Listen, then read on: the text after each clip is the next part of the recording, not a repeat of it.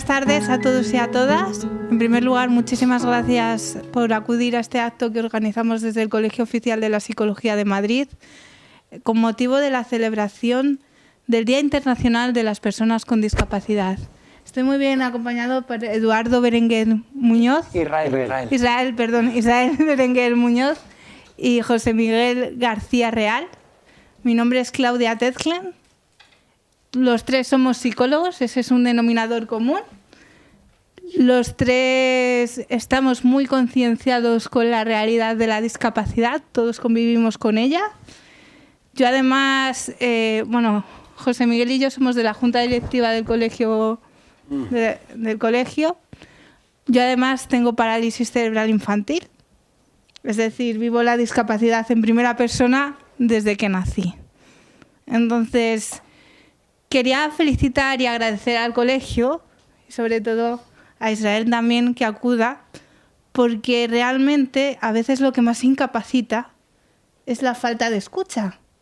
Para transformar realidades primero hay que atreverse a escucharlas, a mirarlas, a profundizar. Porque si algo tenemos en común todos nosotros, es que si la edad nos lo permite, la discapacidad nos va a tocar a todos. No hay un ellos o un nosotros, sino que todos convivimos con la discapacidad. Israel me ha pedido que le presente de forma muy sencilla, muy humilde. Como psicólogo no se acuerda de su número de colegiado, ahora lo consultarás. Es responsable de la unidad de víctimas, de atención a víctimas de abusos de personas con discapacidad intelectual. Desgraciadamente, una realidad mucho más común de lo que nos gustaría. Exactamente. Y bueno, José Miguel García Real es compañero del Colegio de Psicología de Madrid y es que lleva toda la vida trabajando en la discapacidad. No sé resumir tu currículum, la verdad, después del premio que recibiste, pero se dedica al 1000%. Yo, por mi parte, soy presidenta de 2 ONGs y bueno, soy una persona feliz que muchas veces se nos olvida que la discapacidad no es un impedimento para ser feliz siempre que se nos dé la oportunidad de vivir en sociedad. Una vez dicho esto, tenemos aquí a un gran experto de una de las realidades más duras. Aquí hemos venido a hablar sobre todo de personas con discapacidad intelectual y sus familias. Hay 3 personas, Vicente, Beatriz y Beatriz, usuarias del centro. Por favor, José Miguel, dilo tú, que ya sabes que tengo anomía. Sí, pues del Centro Especial del Instituto Social de las Fuerzas Armadas, CEISFA, solemos abreviarlo. CEISFA. Y Concepción Gómez, responsable de Infancia y Orientación de Plena Inclusión, una de las entidades más activas del tercer sector en la inclusión de personas con discapacidad intelectual. Toda nuestra admiración. Bueno, Israel, una vez dicho esto, que me he enrollado muchísimo, la lengua es el único músculo que no tengo afectado por mi lesión cerebral. Una vez dicho esto, me gustaría hacerte una pregunta. ¿Qué crees que es lo que perpetúa más el abuso a personas con discapacidad intelectual? Madre mía, qué pregunta. Empezamos fuerte. Por cierto, aquí es todo para escuchar y hablar, dialogar. La idea que teníamos las tres, era poder hacer un diálogo con vosotros y vosotras y que podáis participar, preguntar, no estar de acuerdo o estar de acuerdo con todo aquello que decimos, así que sentiros libres de poder participar en esta conversación. Quiero antes dar las gracias al colegio por invitarme, por hacerme partícipe también de esta charla con Cristina y José Miguel y darle las gracias por haberme permitido sentarme en el mismo sitio donde se ha sentado Olga Barroso, que es una psicóloga que estuvo antes que yo en psicología en el colegio Escucha, a la que admiro profundamente y estoy enamorado profesionalmente de ella. Entonces, para mí sentarme en el mismo sitio donde se ha sentado ella es un honor, ¿vale? ¿Cuáles son las diferentes variables que hacen que las personas con discapacidad sean víctimas? Pues la principal es la mirada, creo, la mirada social que tenemos hacia las personas con discapacidad intelectual.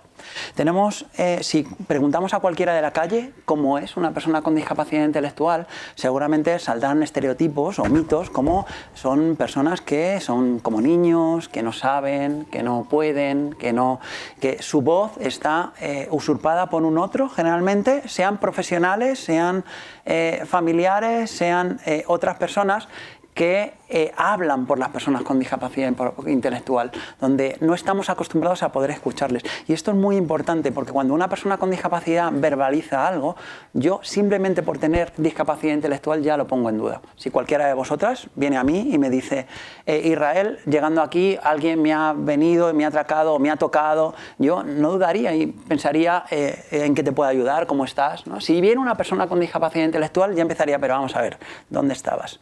¿Estabas aquí? ¿Con quién estabas? Empezaría a hacerle preguntas para comprobar que lo que me está diciendo esa persona es real. Es decir, la palabra de la persona con discapacidad intelectual ya está puesta en duda. Y esto es muy importante porque la identidad de todos nosotros y nosotras está puesta en relación.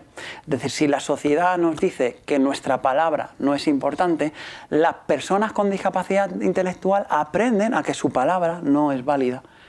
Yo cuando estoy en terapia con personas con discapacidad intelectual, es muy habitual que la persona con discapacidad, yo le digo, ¿qué tal estás? Como una manera de introducir en el tema, ¿cómo estás? Y la persona con discapacidad me dice, no sé, ¿cómo estoy? Preguntándome a mí, ¿cómo está ella? Es decir, la persona con discapacidad intelectual está acostumbrada a que sea un otro quien sepa cómo está la persona. ¿Entiendes? Entonces, ¿por qué eso hace a las personas más víctimas? Porque tiene que haber siempre un otro que verifique que lo que la persona con discapacidad está hecho. Porque no aprenden que lo que ellas dicen va a ser escuchado y va a ser creído.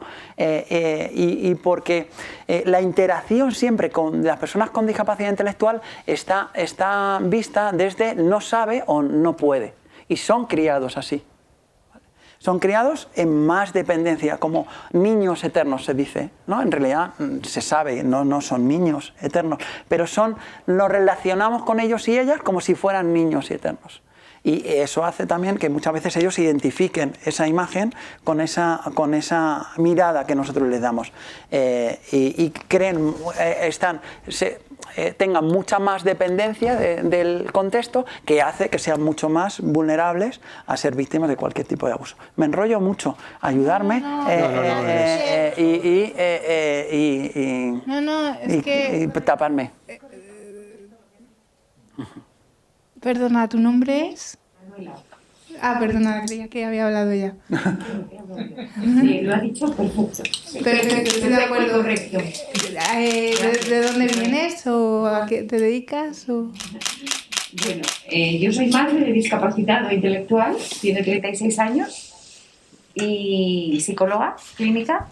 Entonces me encanta, Israel, lo que has dicho. Es perfecto, correcto y es así. Mira, ayer estuvimos en una reunión con familias y me decía una mamá, hablando de esto, hablando de una mamá de la vulnerabilidad, decía, es que mi hijo es muy cariñoso y abraza siempre, ¿no? Y yo le preguntaba, bueno, ¿y por qué abraza siempre? Y dice, bueno, porque el que es muy cariñoso y abraza, yo soy muy cariñoso y abrazo siempre, ¿no? Pero el contexto, lo que le devuelve a esa persona con discapacidad cuando abraza es un abrazo. Es decir, si ese chico va montado en un autobús, tiene discapacidad intelectual y abraza a cualquiera de vosotras, lo primero que hace es abrazarla. ¿Se entiende? Si yo en el mismo autobús intento abrazaros a vosotras no permitiríais que yo os abrace. para atrás. Claro, exactamente. Huyes. Exactamente. ¿Por qué? Esa huida o esa interacción que hacéis conmigo de dándome una torta o gritándome, enfadando... Hombre, tanto como una torta esperemos que no, por un abrazo. Pero digo que si eso pasa, lo que me estáis enseñando es que para yo acceder a vuestro cuerpo hace falta un permiso, una interacción, una serie de interacciones que me permitan poder abrazaros. Pero la persona con discapacidad intelectual no. ¿Se entiende? Esa manera del contexto de tratar a la persona con discapacidad intelectual, de decir, no me abraces, ¿tú quién eres para abrazarme? ¿Se entiende? Hace que ese chico no aprenda que... es dueño de su cuerpo. Exactamente. ¿Es dueño de su cuerpo o es dueña de su cuerpo? Exactamente. Perdona que te haya interrumpido, No. pero es que es algo tan real, José Miguel. No sé si quieres apuntar algo. No, no, no. Que me enrollo yo, que No, no, no, busco. en absoluto. Estaba escuchando a Israel y bueno, y he oído la intervención, ¿no? Y pensaba si al hilo de la conversación Israel que teníamos hace un momento, no deberíamos ya en este momento introducir a las familias. Eso es.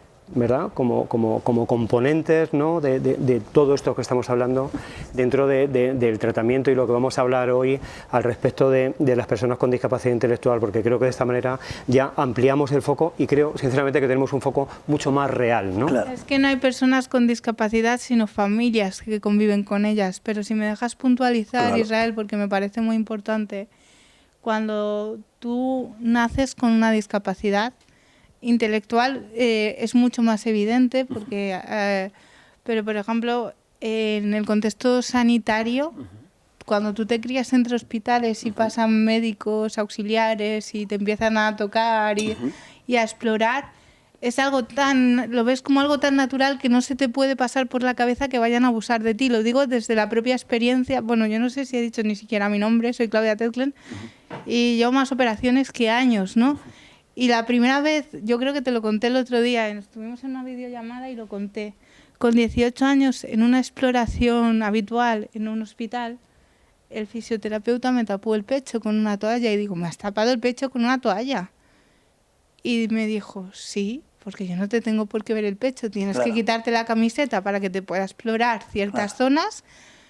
Y me dijo, ten cuidado, porque que yo lleve una bata blanca no significa que no pueda ser, no quiero ser un malsonante, pero el hecho de que tú tengas que necesitar ayuda de distintos profesionales o incluso de familiares no quiere decir que todo el mundo tenga por qué verte. Y fue el propio fisioterapeuta quien me hizo concienciarme con 18 años de que afortunadamente todos los profesionales con los que me he cruzado yo tengo que decir que me han tratado maravillosamente bien.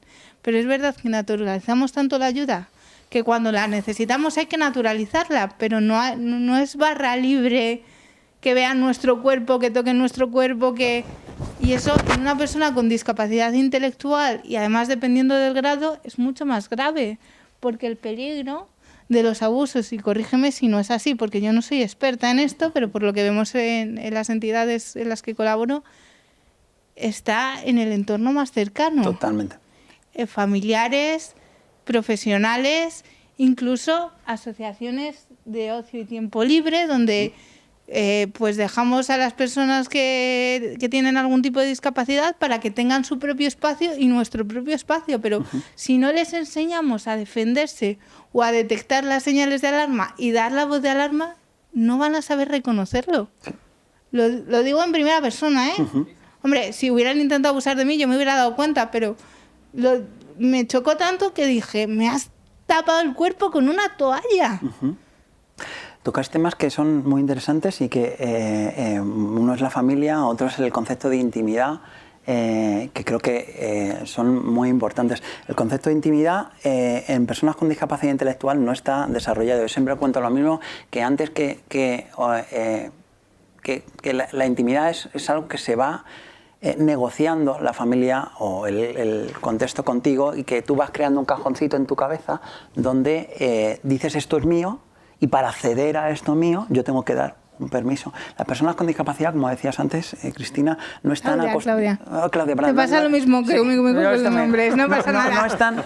Nos cambiamos los nombres, pero no la esencia, que es la inclusión y la hay algo. convivencia. No están acostumbradas a que se les pida permiso para acceder a su cuerpo. Su cuerpo es algo que es público. Yo era psicólogo en un centro ocupacional y hacíamos duchas, le enseñaba a las personas con discapacidad a ducharse, y no había un mensaje primero para decir, oye, vamos a hacer duchas, esto es un espacio donde no, era, venga, vamos a hacer duchas, y todos los chicos y chicas se desnudaban delante mía sin ningún tipo Con de... una facilidad, sin a mí... sin ningún tipo de cortapisas. Nadie me decía, oye, Israel, me da un poquito de vergüenza. No. Todos aceptaban que un extraño, que era yo, pudiera ver su cuerpo sin ningún tipo de problema. Yo siempre cuento lo mismo, y mi madre estuvo en el hospital, estuvo en una intervención y vino un celador a ducharla. ¿Vale? Mi madre dijo, mire usted, vengo a ducharme. Y mi madre dijo, no, usted no me ducha, ¿no? Yo quiero que sea una mujer. Y nadie cuestionó a mi madre que eso fuera así. Sí. Las personas con discapacidad no están acostumbradas a eso. Su cuerpo es algo del dominio público. No solamente los que necesitan de un apoyo para ducharse, sino todas las personas con discapacidad general, intelectual. que es más preocupante. Aunque no requieran de ese apoyo. El aprendizaje vicario es muy importante porque además, para bien o para mal, nos identificamos con iguales. Y una condición de igualdad no debe ser la discapacidad solo, debe ser las preferencias, los gustos. Pero permitidme la coña, pero va muy en serio. Si no nos educan en que nuestro cuerpo es nuestro, nos disfrazamos con más facilidad que un stripper delante de cualquiera. Exactamente. Es exactamente. Y es algo que también que es un aspecto de vulnerabilidad de las personas. Porque si lo hace conmigo, ¿por qué no lo va a hacer con otro? O sea, si yo le estoy permitiendo eso, si yo le estoy enseñando esto como profesional, si viene otra persona y le dice, oye, mira, bájate los pantalones, ¿por qué no lo va a hacer? Si yo le estoy enseñando que eso es así. ¿Se entiende? O sea, la interacción con profesionales es así. Y ellos aprenden que es así. Y ellas aprenden. Pero perdóname, que es así. con profesionales, con familiares... Con todo el mundo. De hecho, algo muy importante es el poder de decisión, que damos por hecho que porque una persona tenga discapacidad intelectual no puede decidir sobre su propia vida. A medida que se va desarrollando, hay que fomentar la autonomía para que esta persona tome cada vez más protagonismo de su propia vida, que es tan sencillo y tan importante como eso, ¿no? Y yo siempre digo que, por ejemplo, el dejar elegir qué ropa ponerse es algo básico y fundamental que enseña pues los primeros signos de identidad, ¿no? Como tú no lo has dicho, pero desde mi perspectiva, y aquí José Miguel también tendrás mucha experiencia, a las personas con discapacidad intelectual se les ve como angelitos. Eso es. Y además asexuados, que ese es otro tema. Es que aquí hay muchos temas que tratar. La sexualidad de las personas con discapacidad, el hecho de no poder expresarlo de manera natural o que tengan muchas más barreras. Me gusta mucho lo que dices de angelitos, ¿no? Recuerdo y he contado en muchas ocasiones, ¿no?, la primera formación que yo hice en relación con la discapacidad y concretamente era sobre discapacidad intelectual, ¿no? Entonces, dentro de la propia formación, y tengo que decir que había también profesionales y pues se ponían de manifiesto pues claramente los estereotipos que tenemos, ¿no?, sobre las personas con discapacidad intelectual, del tipo, por ejemplo, ¿no?, es que son muy cariñosos, ¿no? Entonces, y tengo, no sé si es la buena o la mala suerte de que además en aquel momento estaban haciendo un vídeo de YouTube y quedó grabado, que yo dije algo así, no reproduciría exactamente, pero dije algo así como, bueno, cariñosos sí, o tienen una mala leche del carajo, ¿sabes? Claro que sí, es que fijaros que lo que estamos, por supuesto, a eso iba exactamente, porque es que si no, o sea, estamos conduciendo a las personas con discapacidad intelectual a unos terrenos, bueno, lo primero que no son reales, efectivamente, y les estamos negando el propio desarrollo de su carácter, de su propia personalidad, expresado en la amabilidad, en el cariño, en la ternura o en otras circunstancias, en otras cuestiones como el enfado o las malas formas, o sea, lo que quiera que sea y que proceda, como por supuesto pasa en el conjunto de la población, quiero decir. Y en ese sentido, ¿por qué las personas con discapacidad intelectual van a ser diferentes? Sin embargo, es algo que sigue estando a pie de calle, quiero decir, muchísimas personas cuando les preguntas te dicen literalmente esto, ¿no? Aquello de qué cariñosos, ¿no? Sí, por eso. Perdón, ibas a decir algo, Israel. Perdonadme que yo estoy mezclando discapacidad intelectual, que es el foco donde lo estamos poniendo, con otros tipos de discapacidades. Interesante también. Porque es el denominador, muchos tenemos denominador común. Claro. Es más, me veis con muletas, mi discapacidad es motora solo, pero muchas veces se me cuestiona mi capacidad intelectual simplemente por el hecho de moverme, ¿no? Por esa mirada que comentabais, esa mirada. Entonces, en este sentido, sí que hay que educar, hay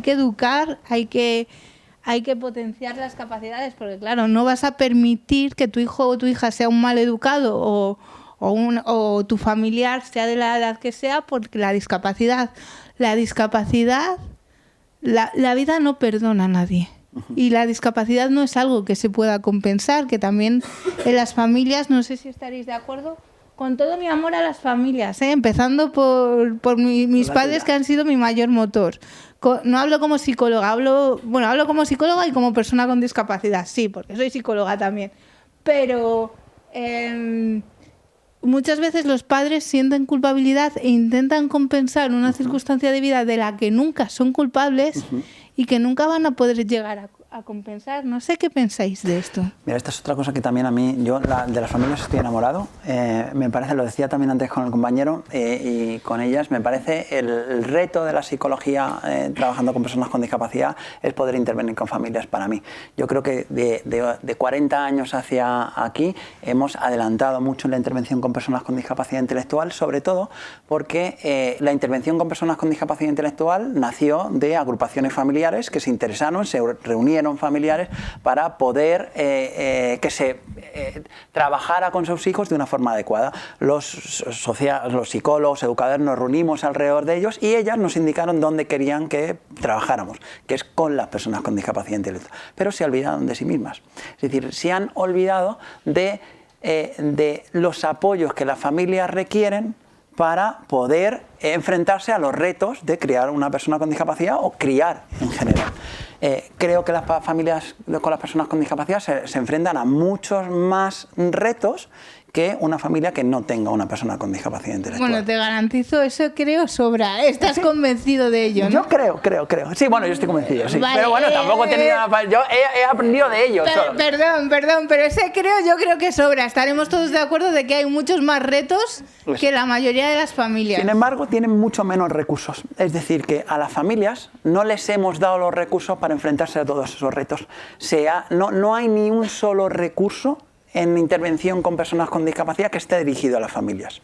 Y cuando está dirigido a las familias, está dirigido siempre no tanto desde una escucha como del colegio, desde un igual, de las familias tienen un poder, nosotros como profesionales tenemos otros, sino está hecho desde el profesional es el que sabe y las familias no saben. En muchísimos centros ocupacionales, muchísimos centros, incluido en el mío, se hacen escuelas de familias, ¿sí? La escuela de familia es un proceso en el que un profesional sabe y la familia no sabe. A mí, una de las primeras tareas que me mandaron dentro de la fundación donde trabajo es ir a la escuela de familias. Yo tenía la suficiente conocimiento para saber que no tenía conocimiento de discapacidad intelectual y dije, yo no voy a ir a la escuela. Yo lo que puedo proponer es un encuentro con familias y yo decir, yo sé de psicología, vosotros sabéis de discapacidad, vamos a charlar. Y ahí aprendí lo que era tener un hijo con discapacidad intelectual, porque generalmente al relacionarse de esta manera lo que le estamos diciendo a las familias es que ellas no saben y nosotros sí sabemos. Es decir, que no solo no les ponemos los apoyos que requieren, sino que le perpetuamos su sensación de que no saben. De ahí viene la culpa, de ahí vienen las múltiples dificultades con las que las familias se van enfrentando también al reto de poder criar a una persona con discapacidad o una persona con discapacidad y sin discapacidad, me decía ella también. Siempre nos estamos cuestionando si vamos haciéndolo bien. Claro, eso cualquier familia, pero vosotras mucho más. Claro, porque mira, yo aprendí una cosa que me dijo una mamá. Yo cuando mi hijo de 3 años tenía, todos me miraban y decía, ah, qué guapo tu hijo. Y cuando me miraba a la calle, me decía, qué bien, ¿no? Sin embargo, las familias vuestras, supongo que la tuya también, cuando os miraban por la calle, miraban que tenía un ángel, os miraban de otra manera, os miraban o bien con pena, o bien... Y eso invade también a la propia familia. Es decir, eso, aunque la sociedad no lo sienta como una agresión, sino que lo hace por la mirada que tiene la discapacidad, como tú decías, eso atenta contra tu propia paternidad, contra tu propia maternidad. Es decir, no es lo mismo, ¿no? También cuestiona vuestra propia paternidad y maternidad, porque un hijo también me hace a mi papá y me hace a mi mamá. Entonces, esos apoyos que requieren las familias no están, se os deja muy solitos y solitas. Incluso esas... No hay manual de instrucciones. No hay manual de instrucciones. En ninguna familia. Pero os dejan muy solitos y solitas. Vosotros necesitáis más apoyo. Y cuanto esos apoyos y esos asideros que tiene que coger una familia, ¿vale? No los tenéis.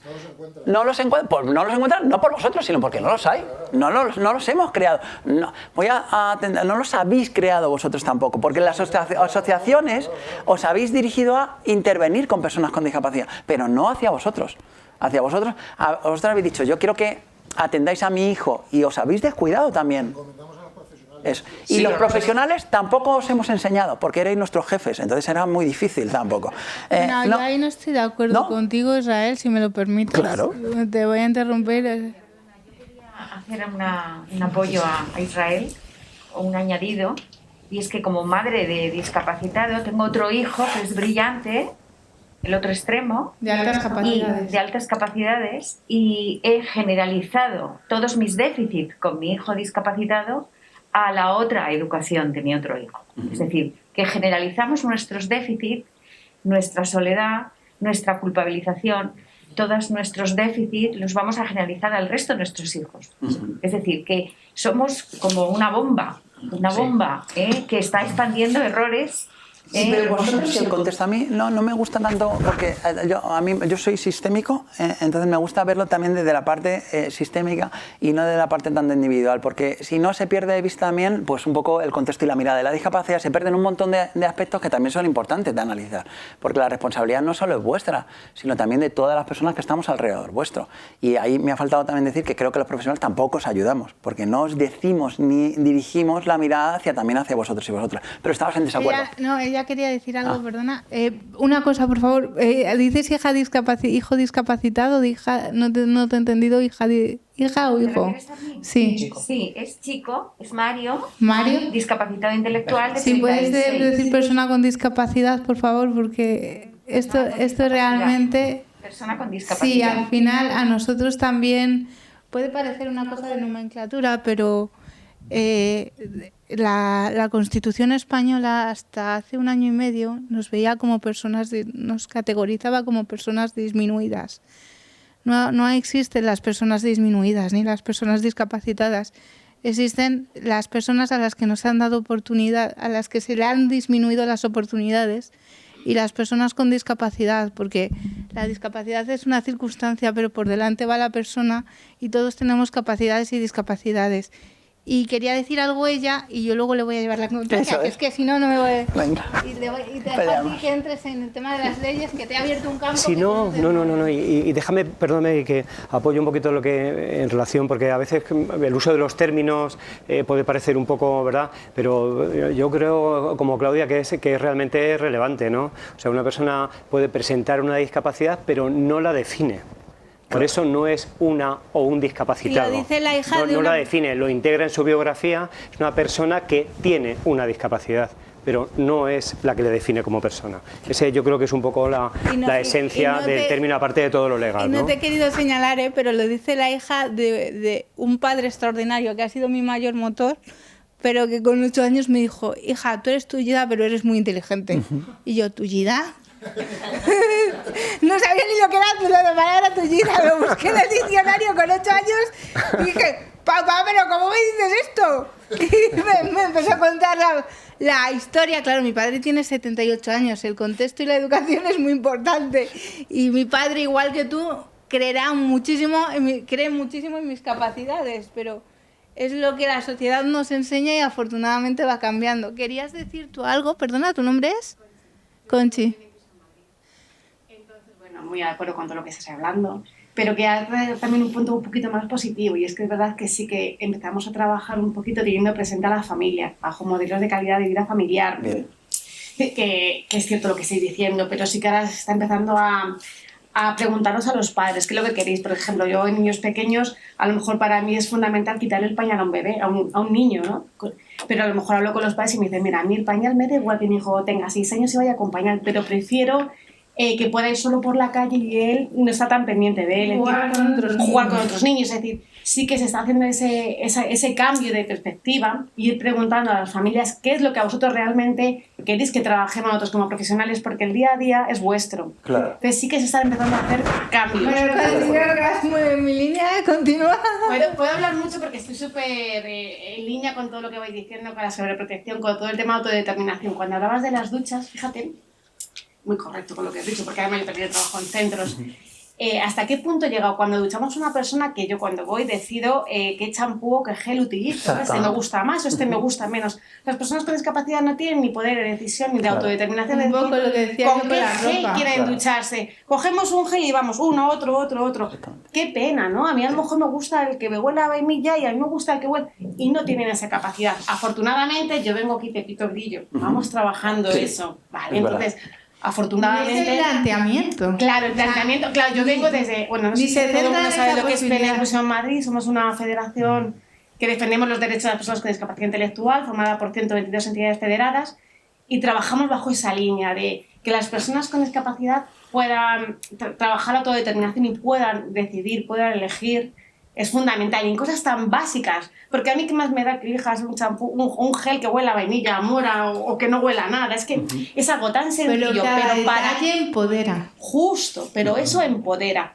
Igual que el ir a comprar ropa que comentabas antes, hablamos muchas veces de que los infantilizamos, es que muchas veces le compramos nosotros la ropa infantil, Claro. el Mickey, el Minnie, yo ya nos sale por los ojos el Mickey. No, ¿por qué no van ellos a hacer la compra y comprar lo que realmente les Totalmente de guste? acuerdo. Si les gusta eso, fenomenal, pero si quieren otra cosa, pues entonces sí que vamos haciendo pasos, vamos avanzando despacio, pero vamos.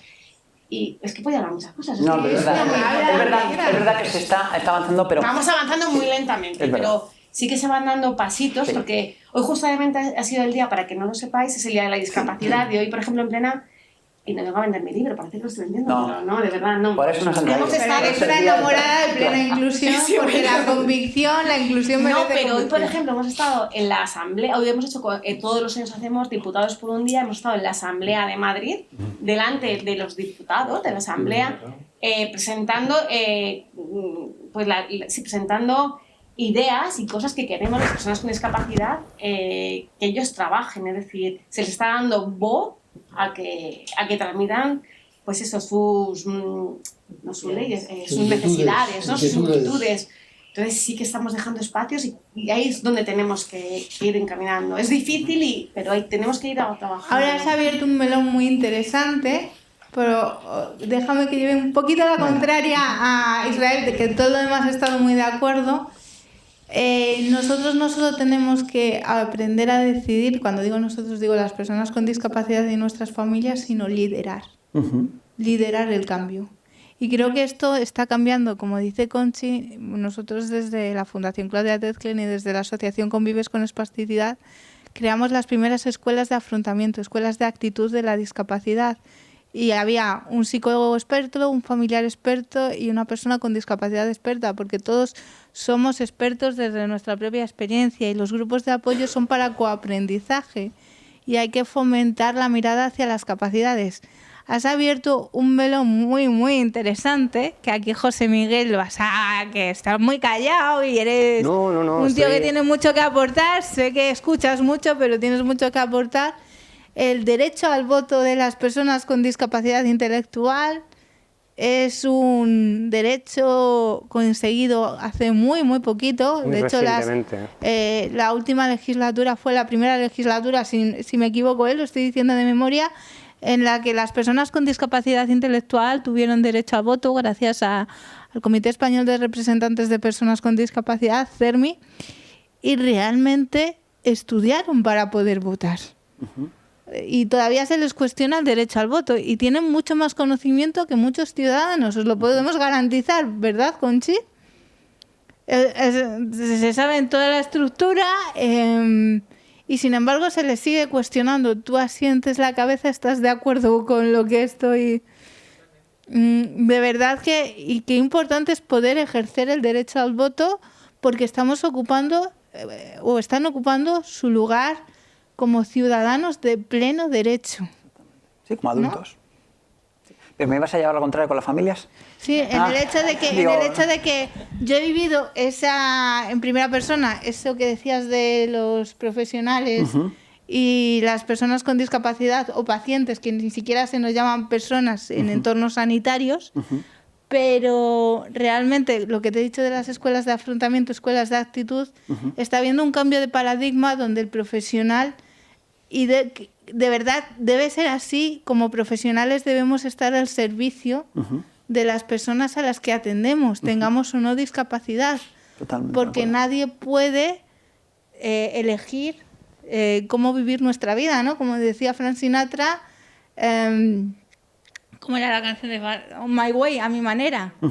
¿No? Vivir la vida a nuestra manera, con los apoyos necesarios, pero nuestro deber y obligación es apoyar, Estoy completamente no de acuerdo. decidir. Entonces, no solo tenemos que decidir, sino además atrevernos a ser líderes, primero de nuestra propia vida. Y luego somos líderes, las personas con discapacidad y nuestras familias, incluyendo las personas con discapacidad que siempre se las deja atrás, de la transformación social, porque somos los auténticos maestros, porque no hay mejor maestra que la vivencia propia, ¿no? Entonces, la iniciativa que ha hecho el Colegio Oficial de la Psicología de Madrid hoy es una muestra de apertura, de cambio de mentalidad y de puesta al servicio. Porque antes es que ni te planteaban la posibilidad de abrir la boca. El sanitario, el psicólogo, decidían por ti sin preguntarte. Y claro, una bata blanca, esto es el efecto de autoridad, ¿no? Pensamos que por tener una bata blanca siempre van a tener razón. Pero como decías, a lo mejor la preocupación principal no es que no dejen de utilizar pañales, sino que puedan jugar con otros niños.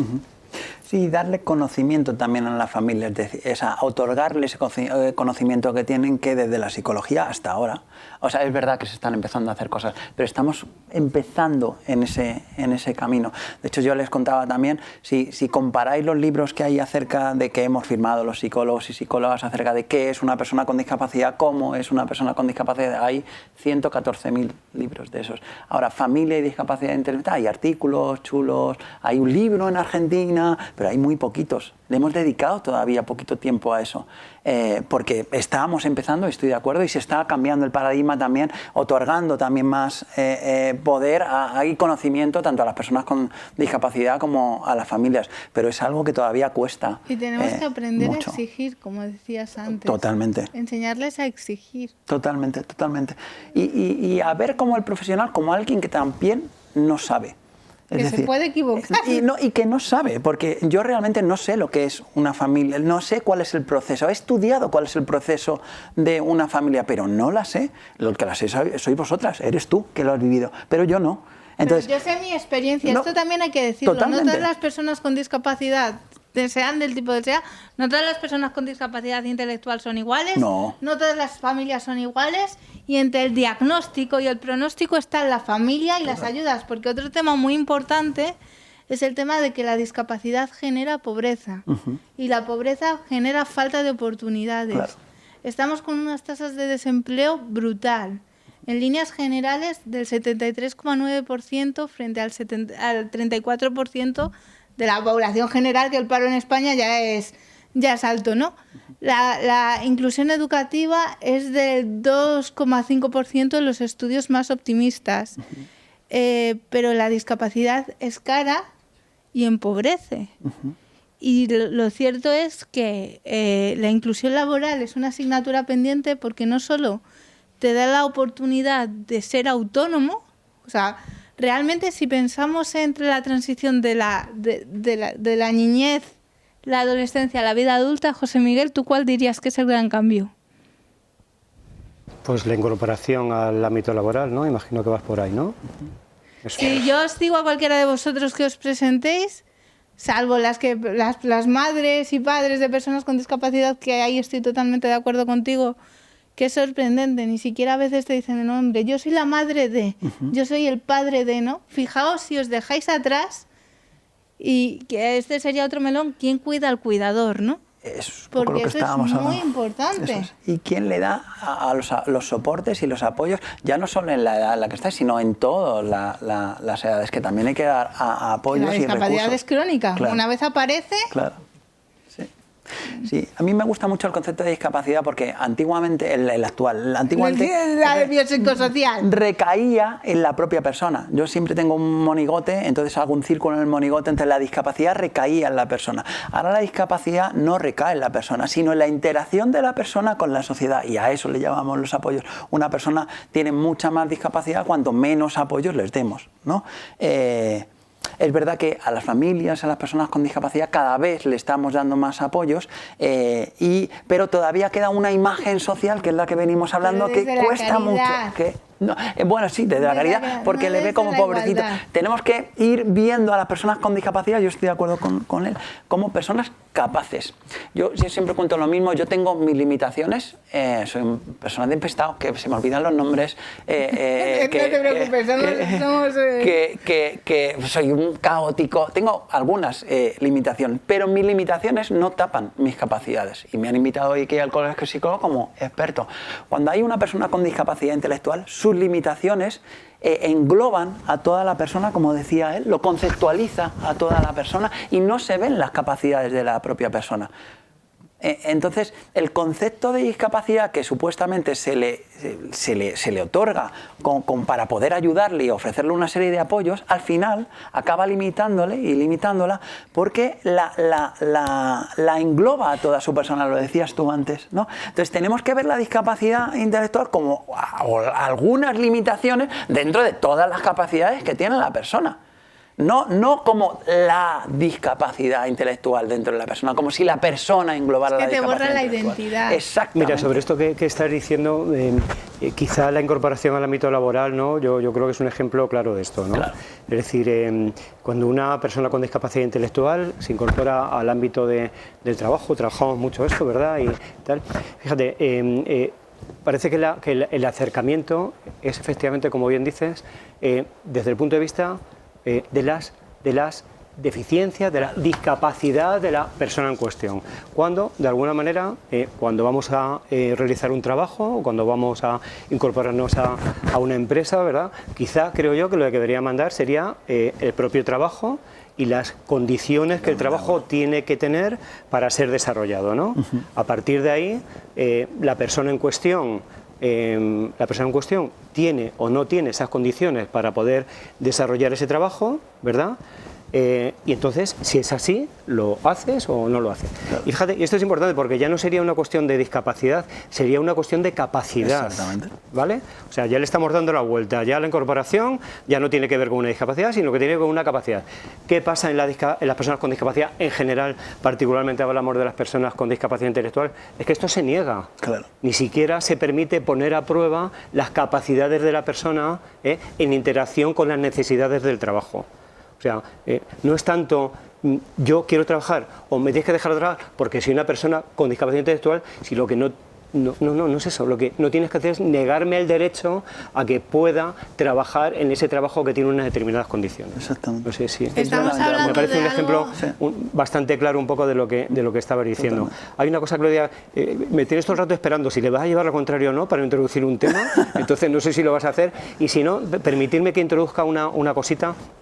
Porque hemos hablado mucho de empoderar a las personas con discapacidad intelectual, porque básicamente es de esto, ¿no? Y de su capacidad de decisión, y han salido palabras, preferencias, podemos unirlas, deseos, ¿no?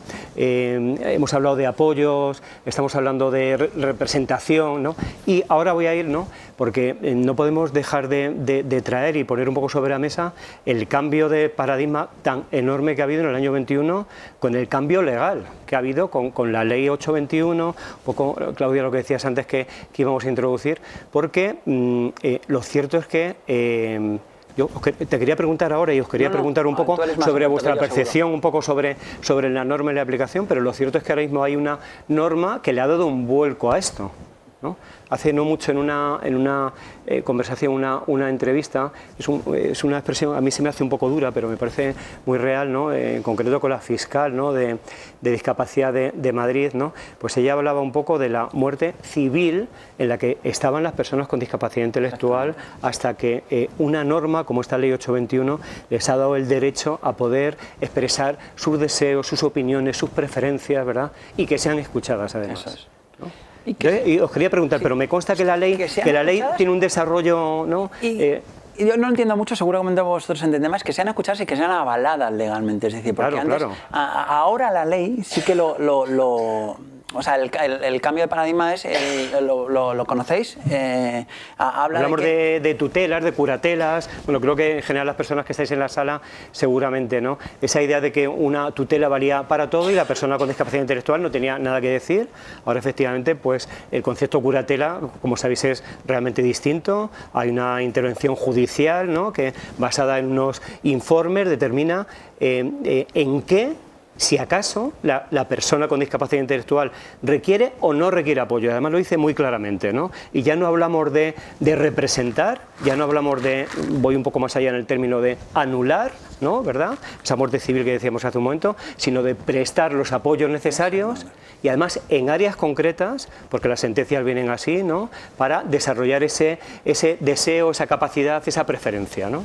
Y se profundiza sobre el tema, porque antes era como, por ejemplo, por una herencia, los hermanos era muy fácil incapacitar a la persona con discapacidad, porque era un trámite realmente sencillo cuando te mataban en vida. Sí, lo que decía esta Realmente señora, claro, lo que decías tú, lo de la muerte ¿no? civil, efectivamente, ¿no? Yo no sé si tú tienes algo que decir en este tema. No, muchos abusos económicos y de otro tipo están justificados también con esas tutelas que perpetuaban también una idea de que la persona con discapacidad no regía y no podía y no era escuchada, porque volvemos un poco al concepto social de la idea de la persona con discapacidad intelectual. Una persona que no podía, que son eternos niños, que tienes que tutelarlos como si fueran niños pequeños eternos. Esa idea va cambiando, afortunadamente.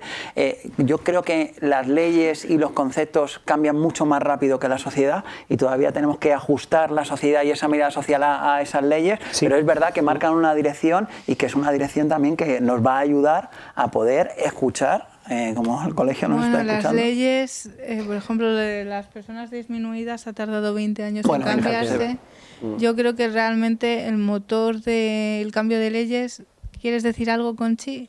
Sí, que todas las cosas que ha hecho las leyes, que la propia persona con discapacidad puede decidir quién quiere que sea su curador, cosa que antes no se podía hacer, es decir, te tocaba a tu hermano, como hemos hablado, y te puede caer mejor, te puede caer peor. He puesto un ejemplo, perdonad, o sea, hay hermanos maravillosos, ¿eh? No, pero bueno, puede ser el caso, entonces será tu tutor. Ahora no, ahora es la persona con discapacidad quien decide quién quiere que sea su curador. Y si no le gusta, a los 2 años puede hacer una revisión y volver a pedir otro cambio. Entonces al final ahí estamos dejando ese poder de decisión. Claro. Y yo creo que es importante también. Y en los apoyos, porque antes se decidía. Sí, igual. Lo que yo decía, independientemente de que quisiera o no, no se le consultaba a la persona con discapacidad. Y ahora el curador lo que hace es apoyar, darle los apoyos para que la persona con discapacidad intelectual pueda relacionarse y negociar con esa área en la que tiene ciertas limitaciones. Si me permitís, fijaros, me gustaría, estáis como familia, me consta que hay más familias, ¿cómo habéis vivido las familias este cambio?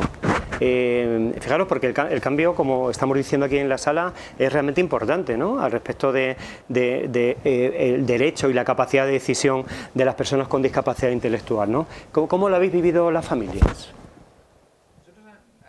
A ella la incapacitamos con 18 años. Todavía tenemos la última ley. No la hemos cambiado todavía, no la hemos regulado ni nada de nada. Lo hicimos porque pensábamos que era lo mejor en su momento. Claro, por la falta de información. Ahí está. Porque ella no sabe de dinero, no sabe. Entonces Eres Beatriz, ¿verdad? Sí, las dos somos Beatriz. O sea, sois madre e hija. Sí. ¿Y tú eres Vicente? Ese es el tema. Beatriz, ahora tenemos que escucharte. Por protección de ella, y estamos de acuerdo, efectivamente, que tiene voz y voto y todas las historias, y el día de mañana cambiar. A ella la dejamos elegir en todo momento, que haya un papel que diga lo contrario. A lo mejor se hizo en su momento por protección. Posiblemente la protegemos demasiado por miedo y todo, porque la hemos visto, pues a lo mejor más indefensa que por su hermano. Ahí está, pero vamos, lo demás no nos afecta para nada el cambio de ley, y eso ya está en su centro, va evolucionando muy bien, o sea, la dejamos elegir, ella que pueda decir, lo que nosotros queremos es que sea feliz, que elija y que tenga una vida normal y corriente como los demás. No es Beatriz, ¿tú qué quieres? Perdón. No, tú. Beatriz, ¿a ti qué te gustaría cuando se dirigen a ti? ¿Qué te gustaría que cambiase en la sociedad? ¿Qué piensas que hace falta cambiar? Que nos ¿Qué y has que no nos escuchado? infantilicen en plan profesionalmente y en plan familiar. Claro. De hecho, Que no nos traten como los niños pequeños, pero que sí nos vean como personas adultas con discapacidad, sin discapacidad, sobre todo más con personas de discapacidad. Porque también, aparte que yo soy una hija de policías, y nos gusta, o sea, que nos protege, pero nos gusta, a mí pues, especialmente, porque estoy empezando a salir sola, a coger el autobús, a coger el metro. Yo me siento más segura sin ellos que con ellos. Claro. Eso Bueno, aquí hay una demanda, ¿eh? Esto... Mira, mira, ¿más segura o más libre? mira, ayer, bueno, no sé si puedo intervenir. No, sí, Ayer sí, yo. estuve hablando con una mamá también y me decía que ella dejaba a su hija salir, la hija tenía 20 y tantos años, y que otras mamás, que estaban en un pueblo, estamos en Toledo, me decía, es que no sabes lo que significa para mí la fortaleza que tengo que tener para poder hacerlo, porque las otras mamás del pueblo, cuando mi hija está con un chico en un bar, me dice, he visto a tu hija en el bar con un chico. Justo iba a decir eso, Y que la los padres... hacen sentir culpable a la mamá de la capacidad que le está dando a la persona con discapacidad intelectual. Es decir, vuelvo un poco a lo mismo. Es que dejadme contar una pequeña anécdota. Mi hijo, ahora de 13 años, me está diciendo que quiere salir solo el sinvergüenza, ¿vale? Al parque, ¿vale? Y yo me cago de miedo. ¿Por qué le dejo salir solo? Le dejo salir solo porque confío en sus capacidades y porque el mundo al que le voy a dejar también confío en que va a aceptar las capacidades que tiene mi hijo, ¿sí? Entonces, temblando y con el apoyo de mis amigos, de mi mujer, de mi entorno, me dice adelante, ¿vale? ¿Cómo es el mundo de las familias con las personas con discapacidad intelectual? Primero, la mirada social es distinta. A ti te ven muy capaz y hace falta mucha fortaleza para poder hacerlo, que tus padres lo hagan. Pero después el mundo no está tan preparado para poder incluiros a las personas con discapacidad intelectual. Y luego, el mundo tampoco está preparado para que a vosotros como padres os apoyen para dar esa libertad a las personas con discapacidad intelectual. Porque cuando pasa algo, la culpabilidad que os hacen sentir es muchísimo mayor que a mí. Mi hijo, cuando le dije a las 2 de la tarde estás en casa, ¿vale? Se presentó a las 3 el sinvergüenza, ¿vale? No pasa nada, se ha equivocado, no pasa nada. Y yo dije, bueno, no se ha equivocado, te ha intentado tomar el pelo, perdóname. Bueno, estaba jugando al fútbol. Perdóname, o sea, y yo dije, pues se ha equivocado, le eché una bronca y dije, pues a esta aprende, ¿vale? Pero todo el entorno mío me dijo, claro, echarle la bronca, aprende, ¿vale? ¿Qué hubiera pasado si hubiera sido una persona con discapacidad y en vez de a las 2 vienen a las 3? Qué mal padre eres, cómo le dejas solo. Luego, estas familias Pobrecito. requieren de más apoyos que cualquier tipo de familia. Y ese apoyo social y esos apoyos profesionales no los tienen. Lo tenéis más difícil para poder hacerlo, ¿sí? Y es una cosa tan simple como que tú digas, me quiero volver a la 1 en vez de a las 2. La negociación que tienen que hacer contigo tus padres, yo necesito mucha fortaleza para poder dejar salir a mi hijo, ¿vale? Necesito mucha seguridad. Y a mí me la da, en el propio contexto, las capacidades que el mundo ve en mi hijo y cómo el mundo ve a mi hijo. Pero ellos tienen que hacer un esfuerzo mucho mayor y no se lo estamos dando, ni la sociedad, ni pues se lo estamos empezando a dar. Pero no estamos todavía dando completamente como para darle la fortaleza. Tenéis que ser, yo digo, cuando te oigo a ti, digo, joder, qué padres más fuertes, ¿no? ¿No? ¿Qué fortaleza tiene esta familia como para poder hacer lo que hace? ¿Se entiende? Porque no es nada fácil. Claro que sí. No es nada fácil. Está... Cuando nace un niño con discapacidad, nadie te da una información. Claro. Estás ciego. Claro. Vas aprendiendo a base de guantazos y preguntando, ¿me equivoco? Es tremendo. Aparte de que te cueste no sé qué, por qué nosotros y todas las historias, pero aparte de eso es que vas a ciegas. Y lo único que haces es buscando para ellos. Te vuelcas de tal manera que el concepto de familia, de pareja y todo afecta. La discapacidad une o desune. Claro. Une o desune. No sé si estaréis de acuerdo. Es muy duro. Pero yo sí que quería pedir ahora, con la reflexión que has hecho, que por cierto, gracias por admitir que todos los padres tienen miedo, que eso Claro. va en un saco con la paternidad, es decir, y comentaros que nunca vais a encontrar un porqué para las discapacidades de vuestros hijos, pero llegue donde, al preguntarse el porqué es absurdo y la culpabilidad no sirve de nada, porque antes... cuando explicabas que sigue incapacitada legalmente, que no es la realidad, quiero decir que muchas veces lo legal no va con la realidad, porque además me he enterado que estás estudiando oposiciones, ¿verdad? ¿A qué? Vale, ya si me llegas a decir policía me muero, digo, ya esto va en el ADN. Ya me gustaría, pero no. Hay que ser realista. No, hay que ser realista, no todos partimos del mismo escalón ni tenemos los mismos talentos, pero todos tenemos capacidades y discapacidades. Pero una vez dicho esto, decías que por no tener información, yo creo que todos los padres, o la mayoría de los padres, al menos los buenos padres, ¿y cuáles son los buenos padres? Los que acompañan. Siempre, los que acompañan. O sea, ante la pregunta de ¿estás haciendo lo suficiente? Yo siempre digo, ¿estás acompañándole? Porque todos nos podemos equivocar. O sea, tomamos las decisiones que tomamos en función de la información que tenemos. Y esa es la obligación del psicólogo o la psicóloga y de otros profesionales, de ir proveyendo la información para que la familia y la persona vayan decidiendo sobre su propia vida. Porque... no sé qué pensáis, pero ya que estamos en el Colegio Oficial de la Psicología de Madrid, antes de pasar a un tema que es muy relevante que apuntaba José Manuel, ¿qué pensáis de que la psicología no tenga tanta cabida en las personas con discapacidad intelectual y sus familias, o las personas con discapacidad? Porque, insisto, nos dividimos por discapacidades, pero tenemos muchos nexos en común, solo que es verdad que lo intelectual se ve potenciado, ¿no? Muchos de esos sesgos. Pero ¿no creéis que sería muy necesario cuando entra una discapacidad en casa, sea la edad que sea? Estamos hablando de niños, pero no tiene por qué ser niños siempre. Puede venirte una discapacidad sobrevenida y el proceso del duelo es, iba a decir es igual, pero no, porque a lo mejor la persona recuerda un antes y un después y puede ser todavía más duro. Es psicológicamente más duro, ¿no? Pero que igual que si... una persona con discapacidad intelectual tiene una valoración neuropsicológica, tiene unos apoyos, una terapia ocupacional, un protocolo. ¿Dónde está el apoyo emocional a las familias y a las personas con discapacidad para afrontar la discapacidad y aceptar la discapacidad, que posiblemente sea el mayor reto al que nos enfrentamos? Y que no se inicia en el protocolo del minuto cero. ¿Qué pensáis sobre esto? Hay un vacío. Te encuentras completamente desamparado en ese momento, efectivamente. Es que no sabes lo que hacer. No te dan ninguna información. Apostando palos de ciego, por decirlo de alguna manera. Vas preguntando uno, ¿qué te han dicho aquí? Pues allá que te vas Y a otra te asociación.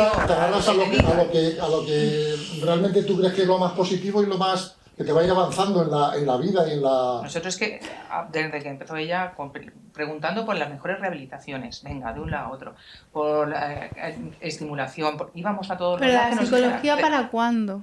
¿La psicología para cuándo? Esa es mi pregunta, ¿no? Muy tarde. Por eso te digo que no nos dieron información, que íbamos a dar palos de ciego. Y Estamos muy solos. Sí. Lo que has visto.